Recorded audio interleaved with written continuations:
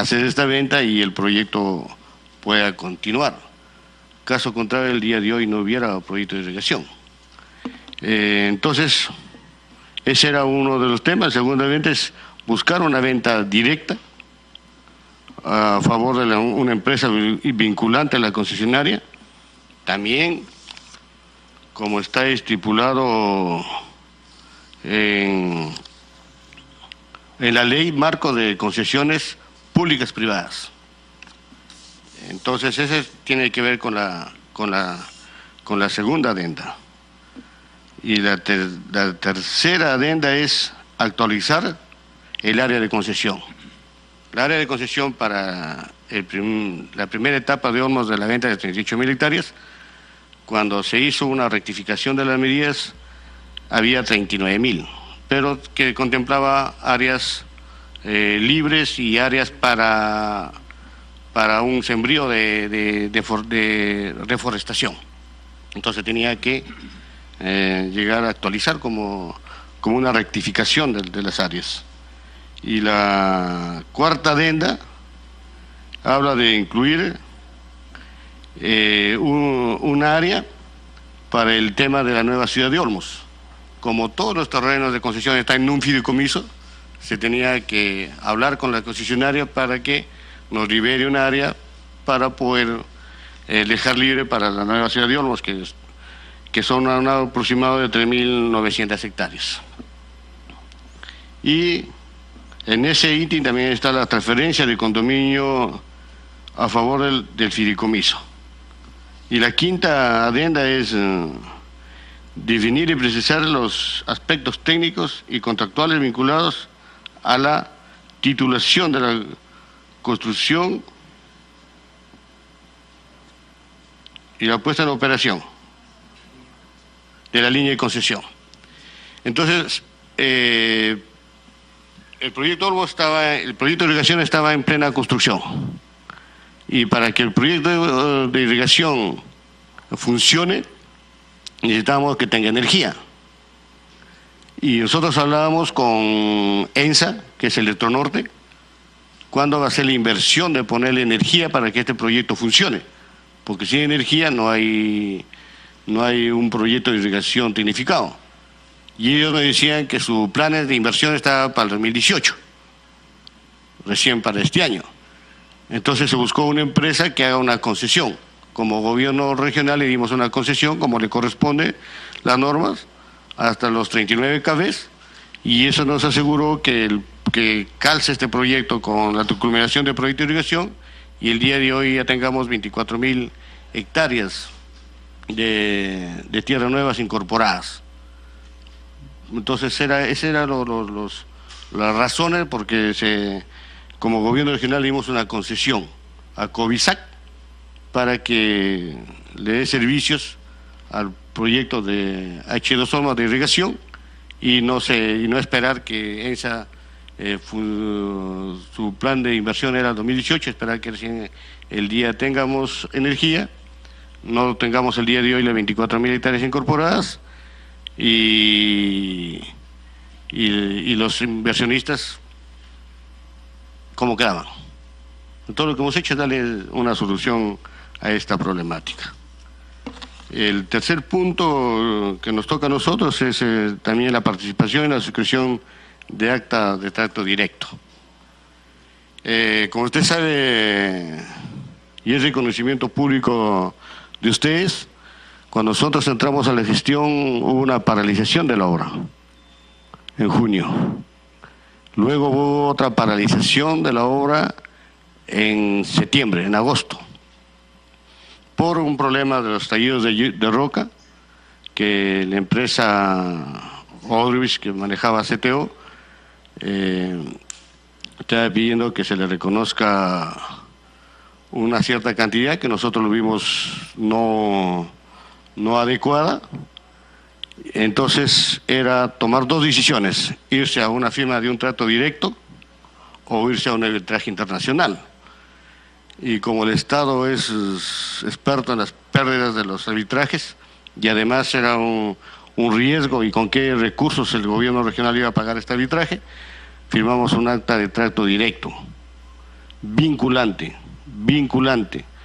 en donde uno de los términos fue que el gobierno regional proponga el experto. El primer experto, el segundo experto lo iba a proponer la concesionaria, igual el tercer expuesto el gobierno regional y sucesivamente, en donde nosotros en esto lo nombramos al ingeniero Jorge Alba, que al día de hoy es el rector de la UNI y decano del Colegio de Ingenieros.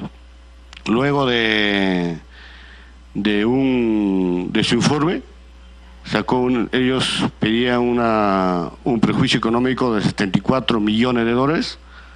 Jorge Alba sacó un informe de 8 millones, donde 3 millones le había pagado ya el seguro y 5 millones tenía que pagar el Estado.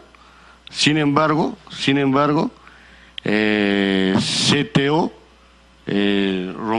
pateó el tablero, no respetó acta de trato directo, fue al Poder Judicial, a la primera sala comercial, donde el gobierno regional ganamos esta instancia. Luego él apeló, fue a la segunda sala comercial, el gobierno regional ganó la segunda instancia, y luego después fueron al Tribunal Constitucional. El Tribunal Constitucional nos dio la razón como gobierno regional. Somos el único como gobierno regional que hemos ganado un arbitraje de esta naturaleza, y no nos arrepentimos de haber firmado esta acta extrajudicial, porque caso contrario, en esos momentos que Odebrecht manejaba todas las instituciones del Estado, me imagino que no hubiera ganado el arbitraje internacional. Y aquí queremos agradecer su honestidad, su capacidad profesional al doctor Jorge Alba Hurtado. Eso es todo lo que tengo que informar, señora presidenta. Gracias, señora Acuña. Señor Saavedra, brevemente, por favor, y luego señor Leopoldo. Señor Gayoso, ¿no? Presidenta, por su intermedio. En primer lugar, deseo que se me conceda la oportunidad de precisar que el que habla es gerente general del proyecto de Epizalomos desde 1 de abril del año 2015.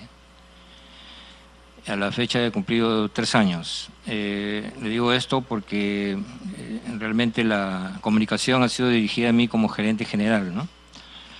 Después, en los temas para el cual se me ha invitado, tengo como ítem 1, dice su participación en la suscripción del acta de reuniones de trato directo.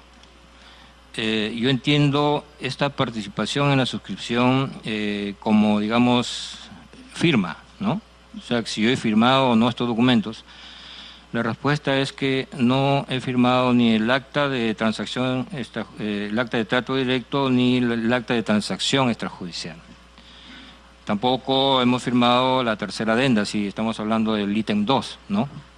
Por eso es que me gustaría saber si coincidimos en ese tema de que participación en la suscripción se refiere exclusivamente a la firma, ¿no? No necesariamente, también a los actos preparatorios y a los actos que devienen de la firma, porque usted en la condición de gerente general ha tenido que participar en la implementación de los acuerdos que se hayan tomado. Que no solamente la suscripción, también los preparatorios y la consecuencia de... Presidenta, aclaré que soy gerente general desde el año 2015. Estos documentos corresponden al año 2011. Por eso le hacía la aclaración, la precisión, ¿no? Usted ha tenido una condición de funcionario antes de ser gerente general. Sí. Situaciones que han significado su participación también en esto. En esa época usted era gerente de desarrollo, sí, ¿no es cierto? Sí. Entonces también nos vamos a referir a esa etapa de su participación como funcionario. Correcto.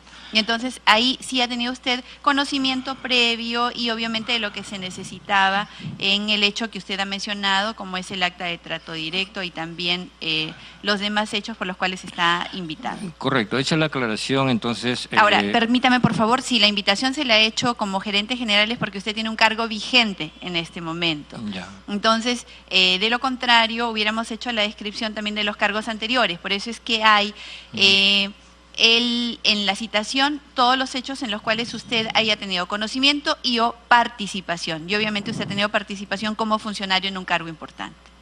Ya, gracias, Presidenta, por su aclaración. Entonces, habiendo sido hecha esa aclaración, voy a remitirme a lo que dije al comienzo con la participación del abogado Ricardo Quijano.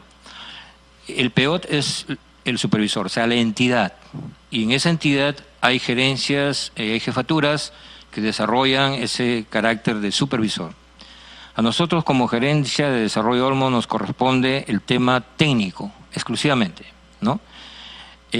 La Oficina de Asesoría Jurídica le corresponde ver los temas legales, también contractuales. Oficina de Presupuesto y Planificación ve el tema de los recursos, solicitar los recursos al mes para el pago de la remuneración unitaria y también las transferencias respectivas para el pago del trasvase, ¿no? Entonces, exclusivamente refiriéndonos al tema técnico, porque estos documentos, desde el mismo nombre, transacción extrajudicial, es un término legal, la participación fue una especie de asesoramiento, ¿no? Exclusivamente técnico. Y en ese asesoramiento nos vamos a remitir exclusivamente a un anexo de esta transacción, de esta acta denominada de reuniones de trato directo, que es el anexo que tiene que ver con el perito técnico, ¿no? Entonces, hay un anexo en el cual nosotros participamos elaborando el listado de toda la información que el perito tenía que revisar para hacer una buena labor técnica, ¿no? Entonces, aquí está, por ejemplo, en el punto 4.2 específicamente, dice: el concedente y la concesionaria tendrán un plazo de 5 días hábiles desde haber recibido la aceptación de la designación del experto para proporcionarle la información que se indica a continuación. Esta información es la que nosotros, como técnicos, participamos en el asesoramiento para que el perito tuviera una labor efectiva, ¿no? Y esa ha sido la participación, exclusivamente en esa parte técnica de ese anexo denominado anexo A, término de referencia.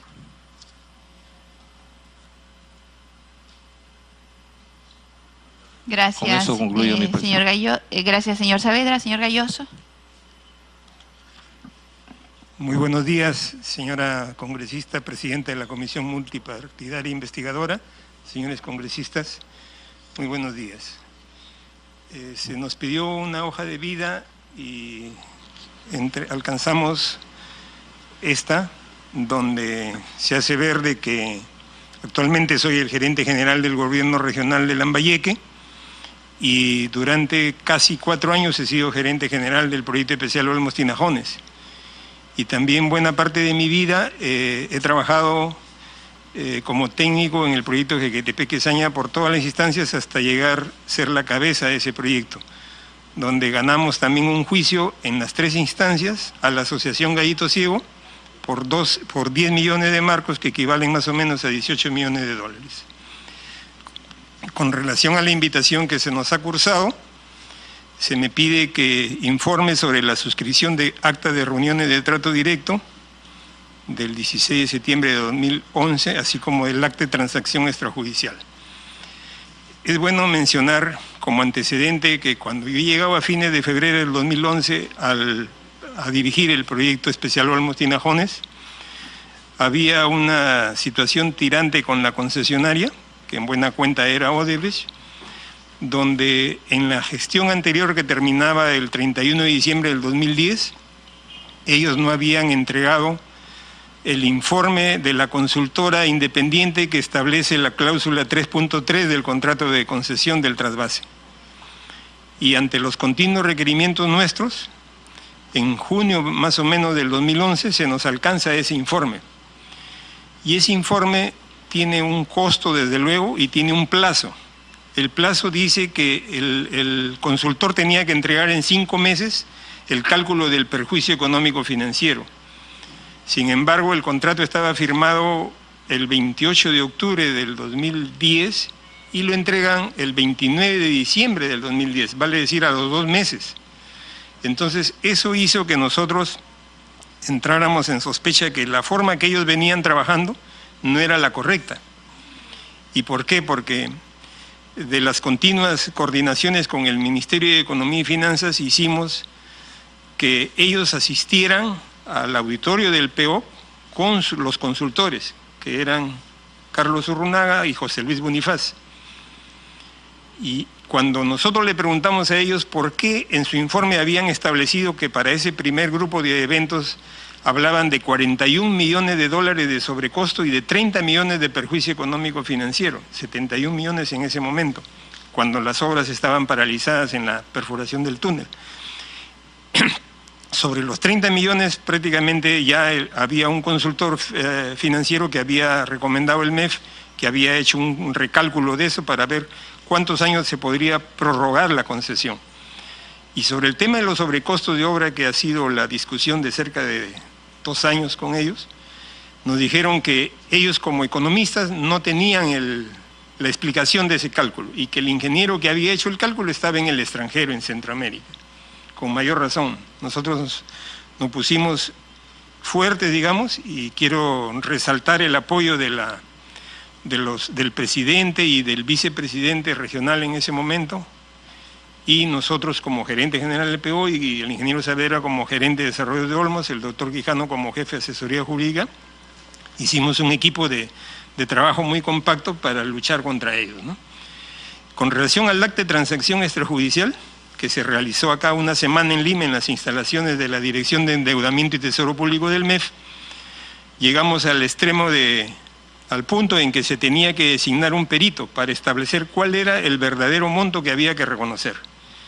A Dios gracias, hice la propuesta de que el doctor Jorge Alba Hurtado, como también colega de la UNI, como jefe del SISMI, lo propusiéramos como primero en la lista de prelación, el primero, el tercero y el quinto, como bien explicó nuestro gobernador.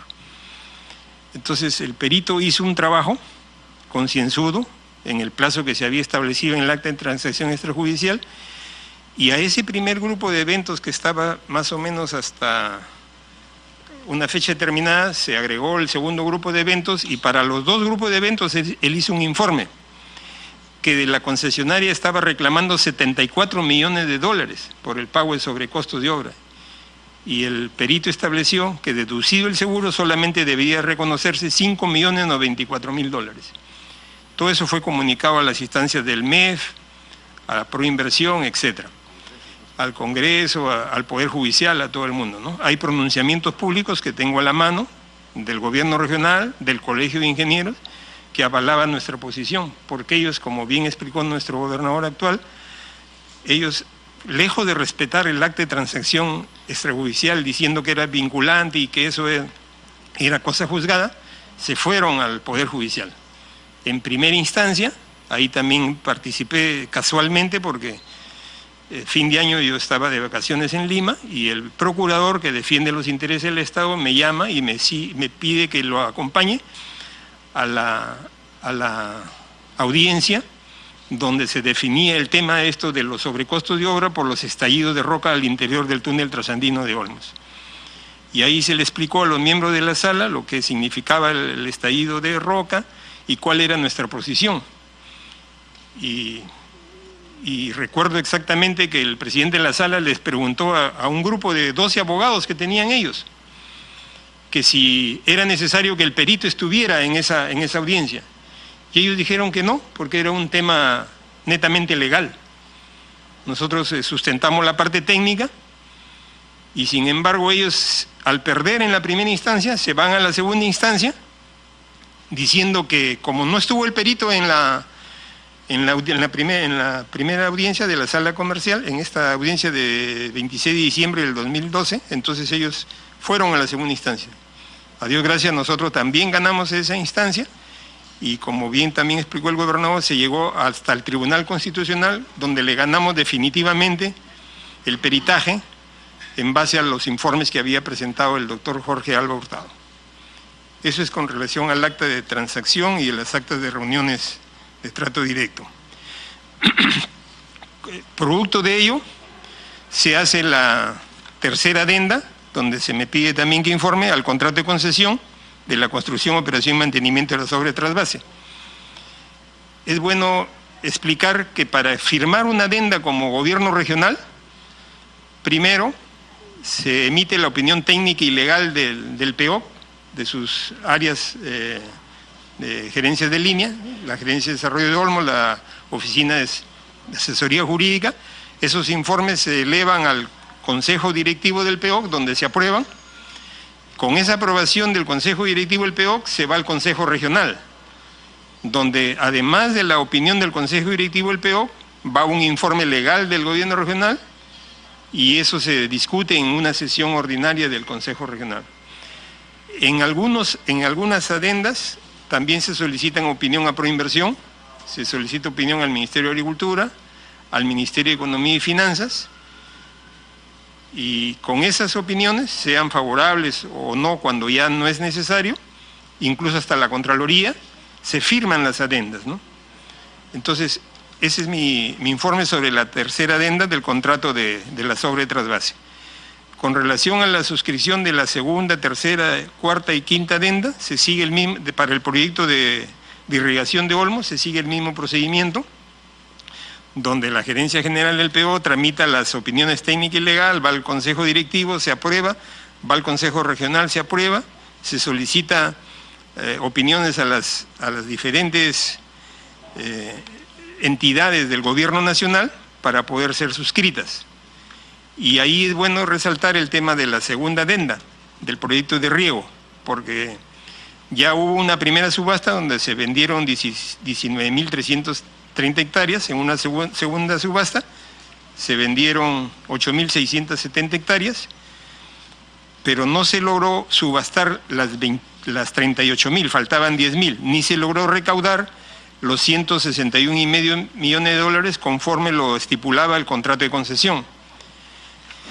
Entonces, usando el reglamento de la Ley Marco de Asociaciones Públicas Privadas que permite que se requiera opinión de los acreedores permitidos vinculados a la etapa del cierre financiero del proyecto, se hizo la consulta a los bancos que eran acreedores permitidos como Scotiabank, el Banco de Crédito del Perú, con la finalidad de implementar un mecanismo excepcional que permita lograr el cierre financiero, vale decir, subastar las 38.000 hectáreas y captar el monto total del ingreso que permita llevar a cabo el proyecto de riego.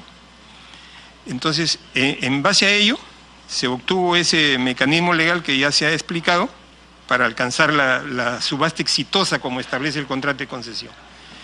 Y para ello se hizo también diferentes gestiones.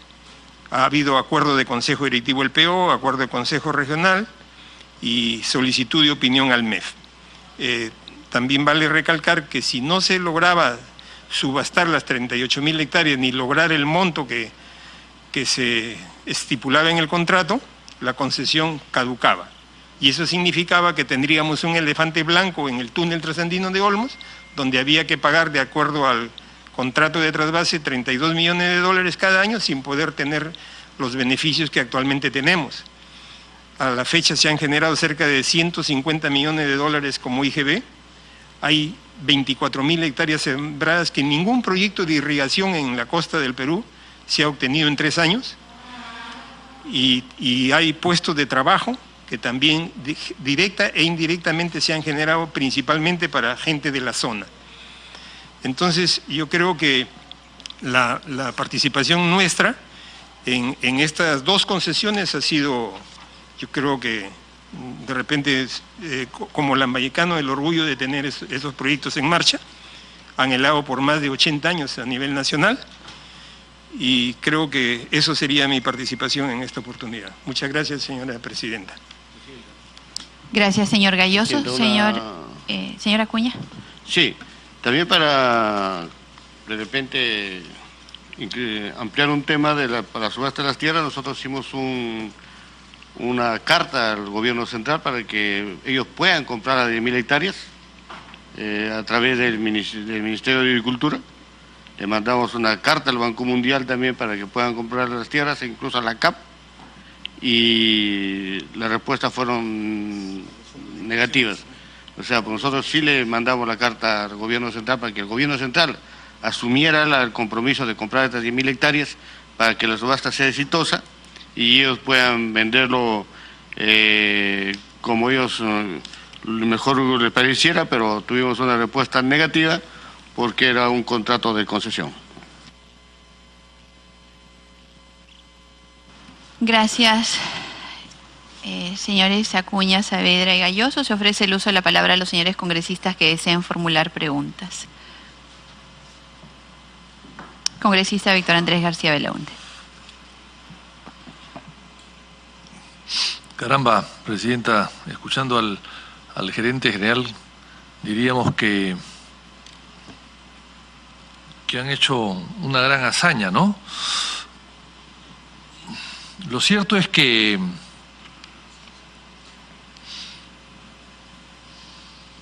Olmos le ha costado al Estado. Que Olmos, el 70% de la parte inicial de Olmos la pagó el Estado con 77 millones de dólares y el concesionario solamente puso 35. Eso es lo cierto.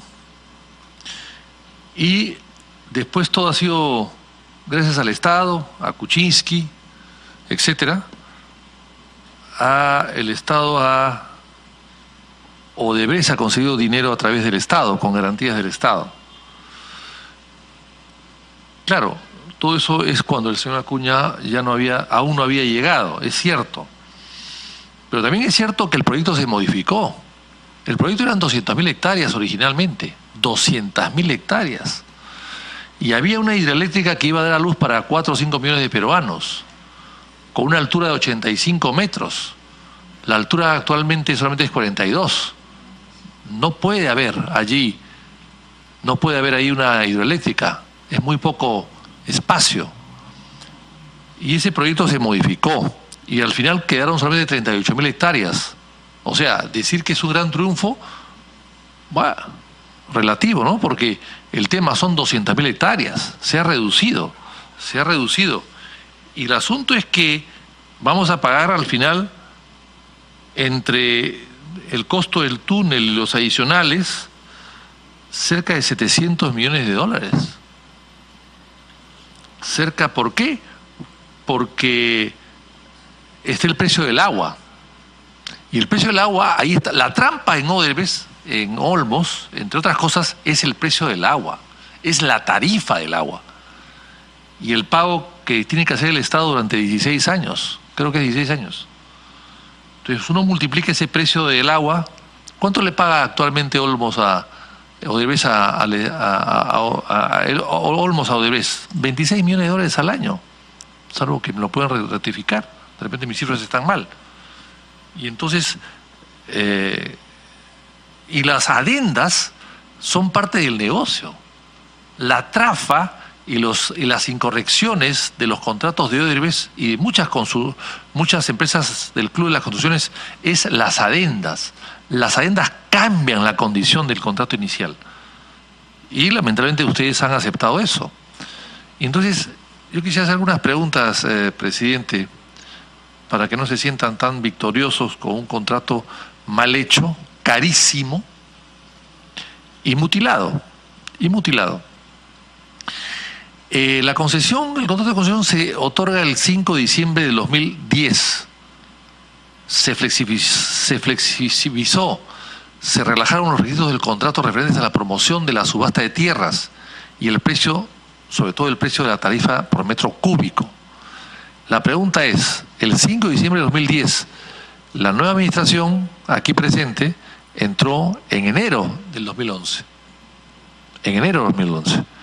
Entonces, ¿qué acciones interpuso su gestión a través de la presidencia al señor Acuña, iniciado su mandato, frente a estas modificaciones que claramente alteraban el contrato? ¿Se cuestionó la modificación de las tarifas? ¿Algo hicieron para modificar las tarifas? ¿Para bajar las tarifas? ¿Por qué la región no cumplió con las actividades del contrato que el contrato exigía originalmente? ¿Se sancionaron a los funcionarios que no cumplieron con su deber dentro de las responsabilidades contractuales? ¿Algún funcionario ha sido responsabilizado por estos incumplimientos o estas variaciones en los contratos de concesión original? Esa es la primera pregunta, Presidenta. Señora Acuña. Presidenta, primero para agradecer a congresista Belaunde por aclarar. Estos contratos no fueron firmados por nosotros, fueron firmados mucho más antes.